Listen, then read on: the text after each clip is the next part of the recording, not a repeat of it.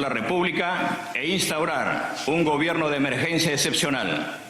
Han pasado casi 2 meses desde el fallido intento de golpe de Estado de Pedro Castillo y las consecuencias de este evidente atentado a la democracia siguen en aumento.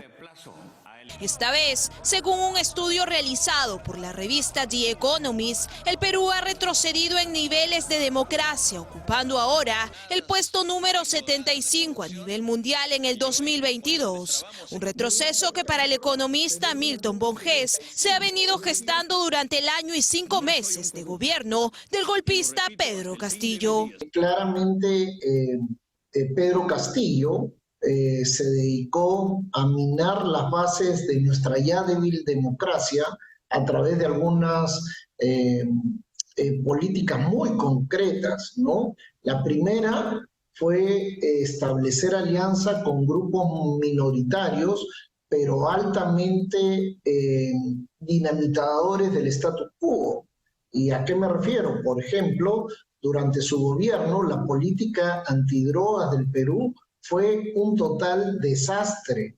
Y por otro lado, bien Castillo socavó la democracia, haciendo que las entidades fundamentales a cargo del Poder Ejecutivo estuvieran en manos de gente altamente incapaz.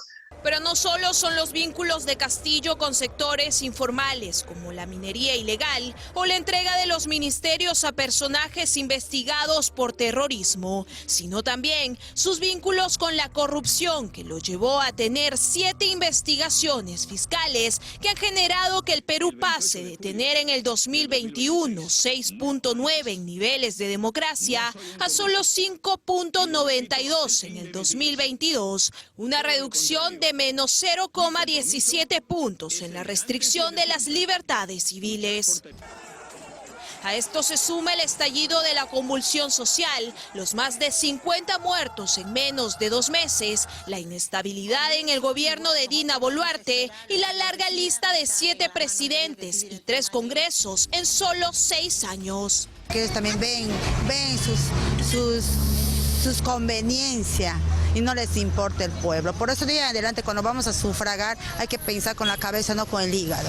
Esto sucede por ahí mucha corrupción en el Perú, demasiada corrupción, entonces las autoridades no hacen nada. Por eso podemos decir que la democracia aquí en el Perú es corrupción. Un panorama nada alentador que ha generado que el Perú sea ahora considerado un país con un régimen híbrido, es decir, no puede ser considerado un país democrático, pero tampoco como autoritario.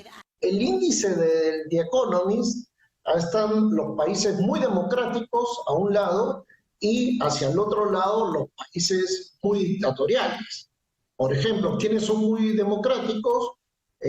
Uruguay. Y al otro lado, en el otro extremo, claramente pues están los países que ni siquiera califican como democracia, sino que son países autoritarios como Venezuela y Nicaragua, por ejemplo, ¿no? Son países muy autoritarios y en ese espectro Perú está en el punto 75, es decir, dejó de ser visto como un país más cercano a estos países democráticos que confían en la institucionalidad y empieza a acercarse ya está más cerquita de Bolivia, que también tiene una democracia imperfecta. Un retroceso en la democracia que, según el especialista, impactará negativamente en la economía de todos los peruanos, debido a que al ser catalogados como un país sin una democracia plena, las inversiones privadas empezarán a brillar por su ausencia.